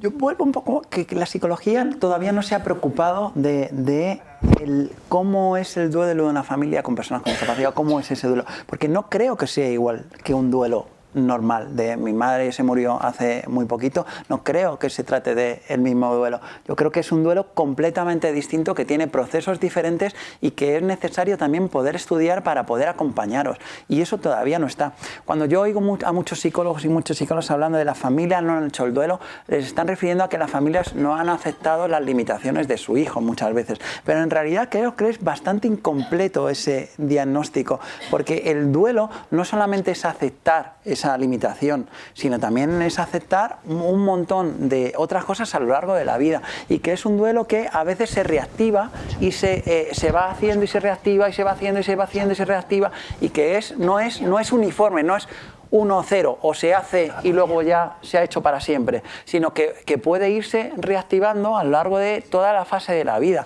Y eso no estamos acostumbrados a eso. Pensamos que es un duelo que cuando tú lo aceptas ya se ha terminado. Entonces nos faltan muchos estudios acerca de cómo es ese tipo de duelo, cómo es ese proceso, cómo acompañar a estas familias en todos estos procesos, y eso todavía no se ha hecho. Yo no conozco, y a la persona. Y a la persona. No conozco ningún libro que se llame Duelo y Discapacidad. Igual conozco uno, pero no, ninguno más. Dejarme, si me permitís, que coja el tema de la psicología. Decías que estamos en la Casa de Psicología, evidentemente, y centrándome en concreto en las personas, en las propias personas con discapacidad intelectual, ¿no? O sea, salud mental y discapacidad intelectual, ¿no? Porque aquí me parece que hay un tema también, ¿no? También lo hablábamos, ¿verdad, Israel, antes de empezar, ¿no? ¿Es igual el tratamiento, la mirada que tenemos, la concepción que tenemos de los problemas de salud mental, trastorno de estado de ánimo, trastorno de ansiedad, etcétera, en personas que no tienen una discapacidad intelectual que en personas que sí tienen discapacidad intelectual? No sé si me explico lo que quiero preguntar. Quiero decir, ¿lo vemos de la misma manera o la propia discapacidad intelectual en muchas ocasiones a los profesionales nos tapa y nos hace cometer sesgos, ¿verdad?, en relación a que se presenten o no se presenten esas condiciones de salud mental, esos posibles trastornos que pudieran entrar, ¿no? Eso por un lado. Y después me parece que hay otro, por dejarlo, perdón, sobre la mesa ya directamente, para las personas que queráis un poco opinar e intervenir, la propia evaluación. Hablamos de trastorno, hablamos de salud mental, luego evidentemente en psicología hablamos de evaluación y la evaluación en relación con la discapacidad intelectual, en relación con la salud mental, ¿no? ¿Está adaptada? Claro, sí. ¿Está adaptada? Claro. ¿Está adaptada? Esa es la gran pregunta. ¿Está adaptada? Claro, eso es, ¿no? Déjame añadir también una pregunta más, y es cómo desde los profesionales también toleramos la sintomatología también de las personas con discapacidad intelectual. Es decir, cómo cuando una persona con discapacidad está triste, cómo es tolerado por el contexto. A una persona con discapacidad, cuando está triste, rápidamente se le pide que anule esa tristeza, porque hay una incapacidad por parte, por lo menos, de muchos profesionales para poder tolerar la tristeza de esa persona, o se la medica. ¿Vale? Que la medicación es necesaria en muchos momentos, pero en otra es simplemente una incapacidad por parte del contexto de poder tolerar esa sintomatología. Hay estados de nerviosismo, incluso de enfado, de personas con discapacidad intelectual que están justificados por muchas cosas que les pasan, pero que, como yo estoy completamente de acuerdo contigo, pero el hecho de tener discapacidad intelectual tapa toda esa causalidad y toda ese tratamiento, y se le ve como, bueno, es una persona con discapacidad y por eso es agresiva. Bueno, no. Y la psicopatología. Psicopatologizar. Psicopatologizar estados de ánimo, como has dicho, totalmente normales, por un aislamiento social, por una mirada prejuiciosa, por una falta de apoyos. Muchas veces tachamos de patología lo que es una consecuencia natural que nos pasaría a todos y cada uno de nosotros si viviéramos, como has dicho, en esas circunstancias, ¿no? Que también es verdad que la medicación es muy necesaria en muchos casos, pero el abuso de la medicación también tiene sus consecuencias. Y es que tenemos que ver los estados de ánimo como algo natural y distinguir cuando hay una psicopatología de cuando es una consecuencia de, por ejemplo, que una persona no pueda salir a la calle porque no tiene los apoyos suficientes y sus padres se están haciendo mayores. Los seres humanos somos seres sociales y cuando estamos en aislamiento pues aparecen trastornos del estado de ánimo que se pueden llegar a psicopatologizarse. No sé, yo no soy psicóloga clínica, si digo algo que sea erróneo, por favor. Yo no puedo estar más de acuerdo soy psicóloga contigo. de trabajo y las organizaciones, tengo que decirlo precisamente porque a las personas con discapacidad se nos dificulta hacer clínica, por un lado, por ejemplo, con la discapacidad física, el de hacer unas prácticas en un hospital es muy complicado, y luego porque no estoy de acuerdo en que todo sea clínico. Hay mucha parte clínica, pero luego hay mucha parte de vida social. Totalmente de acuerdo. La mirada social cambia la realidad individual. Totalmente. No sé qué pensáis de esto. Y hablando de realidades sociales, vamos a entrar en una realidad muy dura. El 25N se celebró el Día contra la Violencia de Género. La mayoría de la violencia está dirigida a mujeres, la mayoría, no solo, porque también la violencia de género hacia los hombres está muy invisibilizado y tenemos que mostrar todas las realidades. Pero aquí hablamos del fenómeno o me gustaría poner encima de la mesa, si me permitís, el fenómeno de interseccionalidad, que es cuando una persona con discapacidad, en este caso intelectual, tiene violencia de género, las realidades se ven mucho más incrementadas. Y esto pasa con todas las realidades. Si una persona con discapacidad intelectual es pobre, se ve mucho más limitada. Si es de otra raza que no sea aria, se ve mucho más limitada. Si nace en una zona rural, se ve mucho más limitada. Y esto no solo es sumatorio, sino que se multiplica. Pero como muy bien decía José Manuel, hemos estado comentando, muchas veces no somos conscientes, no tenemos la realidad de que a veces la discapacidad es una consecuencia del maltrato de género. Que se habla mucho de los fallecimientos de mujeres, perdonadme, también habrá algún hombre, pero no se habla de las secuelas de la discapacidad. Y quiero poner encima de la mesa un tema de los medios de comunicación, ¿no? Dicen que son el cuarto poder, en mi opinión pienso que son los primeros en poder transformar la sociedad, y muchas veces por respeto a la persona con discapacidad intelectual no visibilizan realidades, por respeto desde la ignorancia. Pero ¿qué pensáis de esto, de la violencia de género, discapacidad intelectual? Porque cuando el abusador digamos que dependes más de él, es mucho más difícil escapar. Ya es difícil escapar de un maltratador o maltratadora, perdonad, no quiero señalar ningún género. Cuando no tienes discapacidad, imaginaros cuando además dependéis mucho más de él, o cuando por un maltrato ha habido una discapacidad y esto no se cuenta. Se silencia. Hay temas que son, daría para un colegio escucha solamente este tema, porque es un tema a lo mejor he sacado un tema muy amplio. Se estima que hasta el 80% de las personas con discapacidad van a ser víctimas de mujeres, van a ser víctimas de violencia de género, el 80%, ¿no? Cuando yo oigo estas cifras, yo tengo preguntas en mi cabeza que me puedo hacer de por qué el 80%.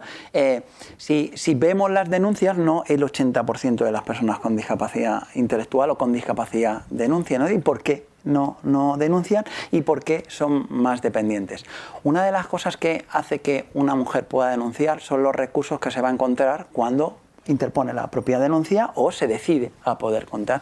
En España, en Madrid, generalmente no hay recursos dirigidos a personas con discapacidad intelectual donde la persona con discapacidad, una vez que está en la relación, pueda salir y vivir en esos recursos. Hay actualmente en no sé cuántos pisos de violencia contra la mujer con personas con discapacidad intelectual, solo conozco 2 en toda España, ¿se entiende? ¿Cómo una mujer puede denunciar si no puede encontrar tras una denuncia un sitio seguro? ¿No puede escapar? Si no puede escapar con los recursos, y cuando denuncia cae con la policía, con los jueces, en mitos como una persona con discapacidad cuando cuenta las cosas no es creída, no es... Se la está inventando, se lo está inventando. Entonces, hay muchas dificultades que hacen más dependiente a la persona con discapacidad del propio maltratador. Pero también tenemos que pensar en cómo nosotros y nosotras estamos criando a las personas con discapacidad intelectual, ¿no? La sobreprotección es una manera de meter en un circulito a la persona con discapacidad intelectual, ¿vale? Y lo que se le dice a la persona con discapacidad es que lo tuyo no es solo tuyo, sino tuyo y mío. ¿Se entiende? Tu decisión no es solo tuya, sino es tuya y mía. Lo que hacen los malos con las víctimas de género es básicamente lo mismo. Es decir, lo tuyo no es solamente lo tuyo, sino tuyo y mío. No te pertenece a ti, yo puedo decidir sobre ti. Es decir, las personas con discapacidad intelectual, por la manera que estamos criando a las personas con discapacidad intelectual, estamos haciendo mucho trabajo sucio que el maltratador tiene que hacer Estamos facilitando a los malos el camino de hacer daño perpetuo, porque de un abuso No sé si estaréis Porque de acuerdo estamos- conmigo, nadie se cura. Por ejemplo, mira, una persona con discapacidad, que yo hago terapia con personas con discapacidad, que eso sería otra, ¿hacemos terapia con personas con discapacidad intelectual? Esa sería otra pregunta. Pero con una persona con discapacidad me dice, para yo hacer un amigo, atención, adultos estoy hablando, yo tengo que hablar con mi madre, que mi madre hable con la otra madre de la persona con discapacidad intelectual, que estén de acuerdo las dos madres y que nos permitan salir. ¿Se entiende? ¿Sí? ¿Es mía la decisión de yo tener un amigo? ¿Yo puedo decidir cuándo tener un amigo y cuándo no? ¿Quién decide cuándo tengo un amigo y cuándo no? A esa persona le estamos enseñando que el criterio no es el tuyo, sino es el de un otro. ¿Se entiende? Antes lo hemos hablado también. Esa persona, si es chica, va a ser mucho más fácil que cuando yo te diga a ti, tú no tienes que salir, ¿vale? No salgas. Porque el criterio que le hemos enseñado no es el tuyo, es el del otro. ¿Se entiende? Le estamos facilitando muchas de las... El aislamiento social... Sin querer culpabilizar a los padres, sin vaya querer. por delante. Estoy hablando de la sociedad en general, no estoy hablando de... Lo hemos hablado antes, ¿no? ¿Qué fuerza tenéis que tener los padres para poder hacer? Porque cuando tú hablabas también de que tú has tutelado a tu hija, es ¿qué hubiera pasado si no lo hubieras tutelado? ¿Qué te hubiera dicho el contexto si eso no hubiera pasado? Es decir, no has sido tú, sino ha sido un contexto también que te ha ayudado, que te ha facilitado, que te ha dicho que eso tiene que ser así. Te ha reconducido. Claro, exactamente, o sea que... Claro, porque no eres solo, no es tu decisión, es tu decisión en un contexto, ¿se entiende? Y ese contexto hace que a las personas con discapacidad se las protejamos. No hay una persona con discapacidad intelectual que su contexto de libre, su ocio, no sea supervisado. Casi todos los contextos de ocio de la persona con discapacidad es supervisado. ¿Qué le estamos diciendo? Que tiene que haber siempre un otro que decida dónde tienes tú que ir, ¿se entiende? A nivel contextual, yo puedo elegir una carrera, ¿vale? Una persona con discapacidad, cuando va a un centro ocupacional, tiene que hacer llaveros, porque son los llaveros que tiene que hacer, porque ha caído la plaza ahí. ¿Sí? ¿Qué le estamos diciendo el contexto? Que no puede elegir, que el que elige es otro. Entonces, todo eso hace que la persona con discapacidad interiorice que su criterio no es... Ahora que le ni estamos siquiera cambiando tiene ciertas criterio. cosas, pero... Todavía hay muchas cosas estructuralmente que le estamos diciendo a las personas con discapacidad que es el otro quien decide, que es lo que hace malo. Israel, que ni siquiera tiene criterio, Que ni no siquiera que su tiene criterio, sino que ni siquiera tiene criterio, Eso es. si me permites Sí, puntualizar. sí, totalmente, totalmente. Entonces, José Miguel, Sí, no, ¿quieres dejarme, decir algo? porque sobre este tema que has planteado, Claudia, de violencia de género, ¿no? En relación con mujeres, ¿no? Con discapacidad intelectual y además de todo lo que Israel pues ha traído un poco al debate, a la discusión, ¿no? Dejarme que traiga también el concepto de accesibilidad, fijaros, porque me parece que es relevante realmente. Ya sabéis, accesibilidad, la imagen se nos va directamente a la rampa, ¿no? Pero qué importante que es también, o sea, contemplar criterios de accesibilidad en este asunto, ¿no? Es decir, cuando una persona con discapacidad intelectual va o quiere ir o tiene pretensión de ir a hacer una denuncia en relación con la violencia de género, se encuentra entornos, personas, formularios, la lista sería casi interminable, accesibles. Es decir, eso facilita o dificulta la presentación de la denuncia, eso echa para atrás a muchas personas para ir a denunciar. Y ahora no me remito solamente a discapacidad intelectual, sino... Están haciendo un montón de cursos de la policía para poder tratar a una persona con discapacidad. Sí. Se acaba de, hace 15 días, 3 semanas se ha creado la oficina de la accesibilidad en la policía. Sí, es Y verdad. además Se está acaba de creando la crear. figura del facilitador. Hemos- Vaya viendo por cien. Sí. Facilitador, eso El es. facilitador es la persona que acompaña a la persona Que con acompaña para poner discapacidad la denuncia. ante jueces, Todo. denuncias. Acompañarla en Lo que Profesionales pasa- de... Justo, lo que pasa es que hay mucha gente que no conoce esa figura del facilitador. Exactamente. Y muchos juzgados tampoco lo ponen, pero sí que está la figura Sí. contemplada. Sí. E incluso la medida de la ley 8/2021 viene la figura del facilitador. Sí. Y acabamos Hay que darle Pero sí que es verdad Fíjate. que hay que darle más Sí. conocimiento porque mucha gente no la conoce, Ahí está, hay que entonces no darle pone la denuncia. Es decir, seguimos dándole... Claro. Para La figura del facilitador... Todo el A todos los sitios, Todo, al todo. banco, si tienen que ir al médico, a cualquier circunstancia Eso que son tengan ayudas. eso, son ayudas y apoyos que tienen. Lo que pasa es que la gente y la sociedad no no lo exterioriza, no lo enseña y muchísima gente no lo sabe. La Fundación A la Par con el Ministerio de Interior sacó la primera guía de intervención policial con personas con discapacidad y hemos sacado la cuarta con un montón de agentes sociales, incluido Plena Inclusión, dirigida al primer interviniente, que hay una guía, le he traído un regalo a ellos y que está colgado también en el Ministerio de Interior. Si veis intervención, guía de intervención policial, eso es. Han salido una breve y otra un poquito más si me permitís gorda. mostrarlo por delante y por detrás, porque cualquier buena guía es fruto de la colaboración. Eso Y es. alguna cosa, lo paso por ahí, si Bueno, queréis. todos los agentes que han colaborado. Sí. Sí. Claro, y además también decís dependencia, es uno de estos cosas, que al final es que dices, ¿cómo me voy a separar de mi padre? Si es que yo le quiero, si es que me ha dado la vida. Si es Que pasa a las personas sin discapacidad, pero multiplicado por 1000. Mira. Estamos hablando de doble discriminación por ser mujer y por tener discapacidad. Bueno, yo creo que triple o cuádruple, depende del contexto, depende de muchas variables, ¿no? Si queréis, puedo contar un testimonio de una persona con respecto a la violencia de género que me contó para que veáis también lo difícil que es para una persona con discapacidad poder escapar de eso. Ya por la mirada social, un poco como eso que hablábamos. Ella me contó que desde pequeñita ella había sido tratada como menos siempre. Dice, a mí siempre me miraban o me trataban como si yo no supiera. Dice, hasta que un chico, ¿vale?, me miró y por primera vez sentí que mi cuerpo era deseado por alguien. Nunca lo había, porque siempre habían tratado mi cuerpo como algo extraño, ¿vale? Y por primera vez ese chico se fijó en mí, ¿vale? Ella me dijo, yo no pude decirle que no. No es que no supe, ¿vale? Porque muchísimas veces, cuando estamos trabajando con personas con discapacidad, los talleres se hablan de talleres de ¿cómo se llaman? De habilidades sociales, pero no tiene que ver con las habilidades que tiene. Es que para ella sentirse incluida dentro de un mundo en el que no la habían incluido era mucho más poderoso que el que le hicieran daño. ¿Se entiende?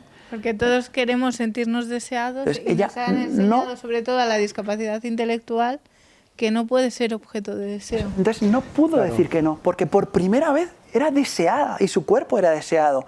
Entonces esa mirada de un otro hizo que no le pudiera decir que no, ¿vale? Y efectivamente fue un malo y quedó atrapada en esa relación porque esa relación la incluía dentro del mundo. Entonces es difícil poder salir de ahí, ¿vale? Y muchas veces cuando veían a esa persona decían, no, es que no sabe decir que no. No tiene que ver con que no sepa decir que no. Tiene que ver con que no puede decir que no, que es completamente distinto. Porque se le ha planteado una posibilidad que para su contexto ni siquiera se la planteaban, porque eran tratados como niños eternos. Exactamente. Un ejemplo estupendo y además nos viene muy bien para introducir un tema que no queríamos dejar de tratar, ¿no? Que es el tema de la afectividad y la sexualidad en las personas con discapacidad intelectual, ¿no? Que desde luego creo que es un tema absolutamente relevante, ¿no? ¿Cómo se trata esto?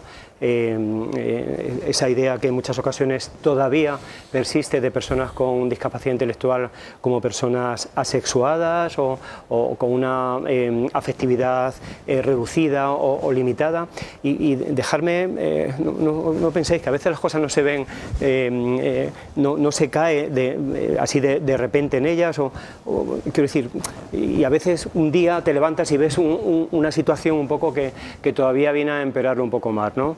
En muchas ocasiones las personas con discapacidad intelectual están en su día a día y conviven y hacen una gran parte de su vida, ¿no? En centros ocupacionales, por ejemplo, o en centros tal, ¿no? Y en estos centros pues efectivamente se desarrolla afectividad entre las personas, etcétera, etcétera, ¿no? Esto, si queréis, lo equiparamos a, por ejemplo, a un contexto de trabajo, que podría ser más o menos lo mismo, véase este colegio, véase una oficina, yo creo que cada uno nos imaginamos lo nuestro. Pero claro, hay una diferencia fundamental en esto, ¿verdad? Porque en esos centros de trabajo, por ejemplo, si fuera cuando acabáramos el trabajo podríamos, ¿verdad?, decir, vamos a quedar, etcétera. ¿Y qué pasa con las personas con discapacidad intelectual? Porque si no me corregís, y creo que no lo haréis, en la inmensa mayoría de las ocasiones, cuando se van del centro, se van a su casa y no tienen ninguna posibilidad o muy pocas posibilidades de interaccionar con esa persona en cuestión con la que han desarrollado una afectividad. Luego, la pregunta todavía sería, ¿cómo le damos salida? ¿Cómo se pone, ¿no?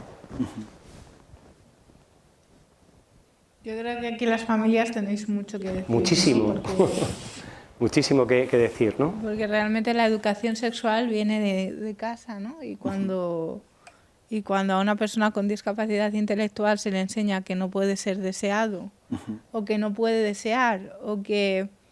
Bueno, hasta hace poco la esterilización, existía la esterilización forzosa. Esto es que antes hemos hablado del derecho al voto, ¿verdad? Hemos hablado, fíjate, y ahora sacas, Claudia, la esterilización forzosa, ¿no? Y han sido avances absolutamente tremendos, ¿no? Pero yo, según lo dijisteis, no he podido dejar de tener otra mirada porque creo que también lo que nos tiene que... es como un estado de la cuestión, un estado de la situación en la que a veces se encuentra este asunto también. Y es que la idea de que esto se haya producido hace 3 años escasos. Claro. No, creo que lo he dicho ahora de otra manera, ¿verdad? Es decir, si queréis, lo digo de corrido, sería algo así como... Es que el derecho al voto de las personas con discapacidad se consiguió en el año 2000... ¿Me puedo patinar año arriba, año abajo? 2022. Sí. Es que el derecho de las mujeres con discapacidad intelectual a no ser esterilizadas, ¿verdad? Y he estado leyendo algo, tenéis Israel en torno a 1000 mujeres, ahí tal, es que se consiguió en ese mismo año, o sea, hace únicamente 3 años. En esta sociedad que en general consideramos tan avanzada, tan boyante, etcétera, etcétera. Fijaros que... Y va a sonar fatal lo que voy a decir, yo lo siento mucho, pero muchas veces a las personas con discapacidad intelectual se les acusa de ser unos obsesos sexuales y de no saber controlarse, perdonad, Es verdad. es que se mira Es así. otro de los mitos. Está el mito de o son ángeles caídos del cielo o son demonios incontrolables, ¿no? En serio, suena fatal. Los dos mitos son... Pero realmente si nos reprimieran nuestro derecho a la sexualidad y no pudiéramos expresarlo, ¿cómo estaríamos nosotros? Porque la sexualidad forma parte de la vida humana y salvo las personas que son asexuadas, que también las hay, asexuales, perdón, todos tenemos un deseo sexual y queremos llevarlo a cabo, ¿no? Y tenemos libertad para ello. Eran las dos cosas, afectividad y sexualidad, porque además creo que en ambos campos, fíjate, hay un déficit tremendo, ¿no? A la hora de contemplar este asunto. Claro, ¿no? pero cuando se les acusa de ser obsesos sexuales, perdóname la expresión, no sé si se les ocurre alguna más adecuada, o salidos, ¿no? O salidas. Realmente tendríamos que plantearnos, ¿y cómo estaríamos nosotros si no se nos dejara vivir nuestra afectividad, sexualidad de la manera que nosotros queramos y decidamos?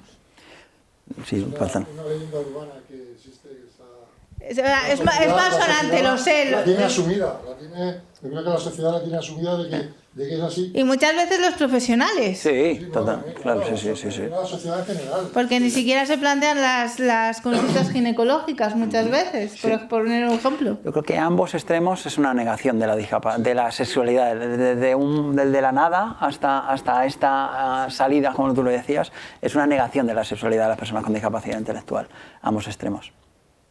Ya, pero ¿y si a nosotros, insisto, creo que es una pregunta muy válida, ¿y si a nosotros se nos privara de eso? ¿Querías decir algo? Sí.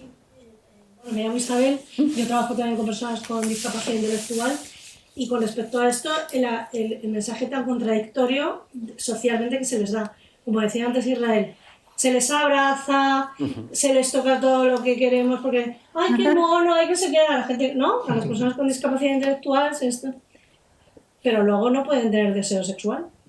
Entonces me da contradicción, ¿no? O sea, por un lado tenemos libertad de hacer con vosotros lo que queramos porque nosotros decidimos sobre si te abrazo o si no, porque pues con este concepto de que son angelitos y que cariñosos son, pero no se les explica muchísimas otras cosas que tienen que ver eso, entre la diferencia también entre la afectividad, sexualidad, todo eso, ¿no? Que es que al final es eso, por un lado están como cohibidos, contenidos, no podéis, y por otro lado, enseguida hay muchísima facilidad para que la gente les trate como con esa libertad de tal, ¿no? Entonces, es que socialmente hay unas contradicciones brutales, ¿no? Y yo creo que aquí tenemos que acompañar a las familias, ¿no lo pensáis como profesionales? Totalmente. Sí. A mí, por ejemplo, me daría muchísimo miedo. Claro. Madre, y a mí me da mucho miedo. ¿Por qué? Porque se pueden aprovechar. Ayer decía una mamá, a mí me gustaría Sexualidad. A mí me gustaría que mi hija fuera asexual, eso me decía una madre. Eso le decía una madre ayer. Pero lo interesante es por qué. ¿Por qué desearía que su hija no tuviera sexualidad? Claro, ¿por qué? ¿Por qué? No, bueno, porque sabe que no es verdad, pero ¿por qué vive como si no tuviera sexualidad? Porque ella decía, yo tengo problemas para poder hablar con mi hija. Con mi otro hijo no. ¿Y por qué con tu hija sí? ¿Cuál es la dificultad de poder hablar? ¿No? Y volvemos otra vez, que es la mirada social hacia las personas que son niños, que no saben, y si me equivoco, como si no pudierais hablar y como si no pudierais interaccionar de tú a tú con una persona con discapacidad intelectual. ¿Sí? Realmente legalmente tienen derecho, pero en la realidad necesitan permiso de todo su entorno, necesitan permiso de las familias, necesitan permiso de los profesionales con los que se relacionan, por 50.000 razones, porque les puede generar problemas, a los padres les puede dar miedo, a los profesionales les puede generar problemas. Entonces, esa es la realidad. O sea, que sabemos que es cierto que tienen todo el derecho, pero no se les permite por 50 miedos, situaciones que no tienen que ver con ellos, que tienen que ver con el propio contexto, pero es interesante, no tienen que ver con su capacidad, tienen que ver con cómo el contexto tiene sus miedos y cómo tampoco se atiende a esos miedos del contexto y cómo tampoco se cuestiona también todo eso. A lo mejor ellos no saben manejarlo en el momento, en el lugar, en el... Se la va a contar. Pero por eso es tan importante la educación. Sí, pero nadie sabe. Yo cuando era adolescente no sabía tampoco, pero se me permitía poder interaccionar. Pero a las personas con discapacidad intelectual no se les permite interaccionar porque no se les permite equivocarse. Y la madre ayer decía, claro, es que no es lo mismo que se equivoque mi hija que tu hijo. ¿Por qué? ¿Por qué el que se equivoque tu hija tienes tanta dificultad para poder verlo? Que el que se equivoca mi hijo. ¿Se entiende la diferencia? Hombre, ¿Por yo qué? puedo entender que los padres tengan muchos más miedos porque hay muchos más peligros. Realmente eso es así. Pero entonces hay que darle apoyos a los padres para poder dar una libertad. Por eso digo la educación sexual, para que se sepan proteger, porque al final la educación es la mayor protección. Y cuando digo educación, claro, hay que adaptarlo a la capacidad cognitiva de la persona, hay que explicárselo de la manera adecuada. Tanto hay que unificar mensajes entre los profesionales y las familias, que eso deben hacerlo entre todas las personas, pero más con personas con discapacidad que hablen el mismo lenguaje, que tengan los mismos mensajes y que con discapacidad intelectual y que lo interioricen en vez de interiorizar el que no pueden hacerlo, como dices tú. Es una cuestión del contexto, pero realmente negar que tienen mucho más peligro es negar una realidad. Es verdad, que tienen más peligro. Luego necesitan más apoyos. ¿Se le estamos dando esos apoyos a los familiares, a los profesionales, a las personas? No. ¿Qué le pasó? Pues lo va a contar ella. Yo estaba haciendo prácticas el año pasado en el geográfico y con una compañera que pasamos, teníamos un horario, y estábamos en la cantina. Estábamos en la cantina, en la cafetería. Desayunando tranquilamente y ya cuando nos íbamos a ir había un señor ya mayor de edad, se me acerca a mí y me dice, dame tu número de teléfono. Claro, ¿qué pasa? Que yo se lo di y me quedé en blanco, no sabía cómo reaccionar. Y yo, claro, yo llamé a África, que era mi responsable en el geográfico, y se lo dije. Digo, porque ya nos había dicho dónde estábamos nosotras, se lo contamos a los dos chavales, a los que estamos ellos con nosotras, se les dijimos, ¿y qué pasa? Nos dijo, o llamas tú a África o le llamo yo. Y yo le mandé un WhatsApp a ella diciéndole, oye África, ¿te puedo llamar? La llamé. Y le expliqué, pero le expliqué llorando, o sea, ella me notaba que estaba muy asustada. Y yo no se lo decía cuando yo llegué al centro, a la única persona de más confianza es con Tere, que es mi jefa, y con Sandra. Y nos lo explicó que hay gente mala y que no le podemos dar. Además que también se lo dije a mi hermano.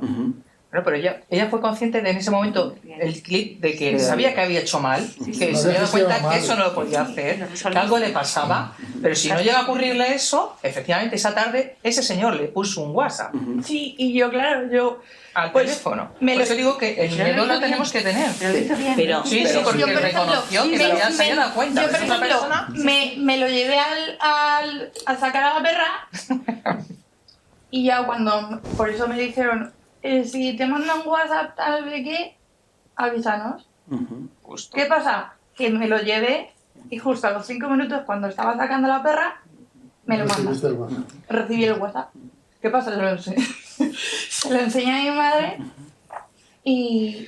Si hubieran sido de una persona del centro, ¿os hubiera dado el mismo miedo? No.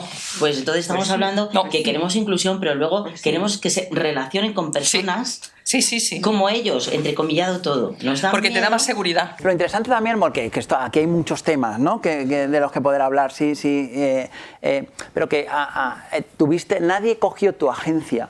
Todo el mundo lo que hizo es que tú pudieras resolver el problema el que tú creías que te habías metido, ¿no? Que podíamos pensar si alguien te da el teléfono es un problema o no, pero que al tú identificarlo como problema, ¿vale? La agencia de todo el mundo, o sea, de lo que pasaba, fue tuya. No, nadie llamó por ti a tú, sino que tú resolviste el problema y lo que sacamos de esto es que tú eres capaz de poder resolver el problema. Es verdad que hay peligros, pero tú resolviste el problema con los apoyos de todo tu alrededor. ¿Se entiende? Es verdad que hay peligros, pero también es verdad que ante esos peligros la que resolvió el problema fuiste tú.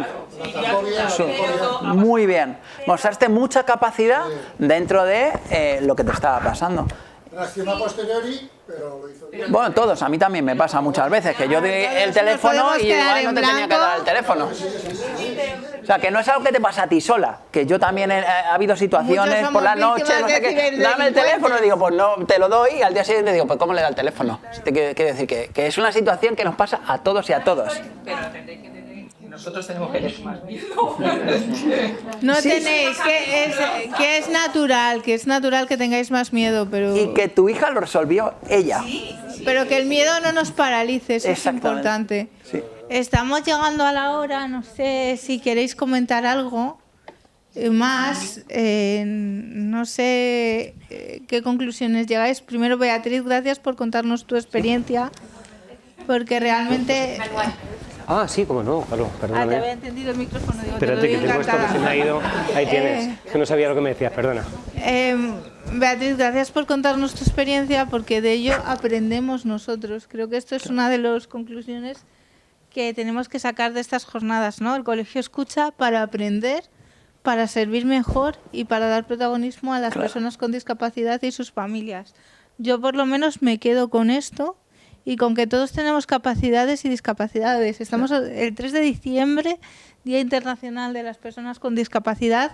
Yo tengo que confesar que a mí me saca de quicio, porque quien convive con una discapacidad todos los días convive con ella, pero realmente todavía son necesarias iniciativas como estas, y felicito al colegio, te agradezco muchísimo tu participación, pero yo me quedo con que tenemos que aprender a escuchar para ejercer mejor nuestra profesión, que es acompañar y ayudar a que ellos sean los líderes y protagonistas de sus vidas. ¿Vosotros con qué aprendizaje os quedáis? Si alguien del público quiere... Yo me quedo con esta última y con la capacidad que tú mostraste ante la vulnerabilidad también, que de la que hemos hablado del propio contexto. Porque el poder ver esa capacidad también hace que yo te vea también como persona y no vea solo la vulnerabilidad que tú presentas, sino que lo resolviste muy bien y yo te felicito por eso. Y dentro del bloqueo, dentro del bloqueo, que el bloqueo se llama bloqueo, tienes capacidad de respuesta, y tú lloraste, y lloraste el bloqueo. Hombre, es que lo lloraste, o sea, esas lágrimas estaban llenas de libertad, de derechos y de todo, mi amor. Bueno, yo me apunto a una frase también, esta que has pedido, yo digo así, dicho de manera general, yo diría que es una cuestión de capacidades. Sí, totalmente. Y con eso me quedaría, así sencillo. Vamos a poner foco en las capacidades. Eso es. Y vamos a tener la humildad como profesionales de escuchar, para aprender, para servir, para acompañar y para dejar libremente vivir la vida a las personas con discapacidad intelectual. y dar espacio también, como muy bien habéis dicho, a las familias y hacerles ver lo importante que son, ¿no? Porque todas las familias son motores de sus hijos, y más cuando tienen una discapacidad, y más cuando tienen una discapacidad intelectual, donde la mirada social es mucho más crítica. No sé si queréis añadir algo más a esto, pero me parece muy relevante dar un aplauso a Beatriz y a las familias. Gracias por acompañarnos. Y gracias a todos, a todas, por estar aquí con nosotros y haber compartido también ese espacio. Muchísimas gracias. Y el colegio está no solo escuchando, sino a vuestro servicio. Eso es.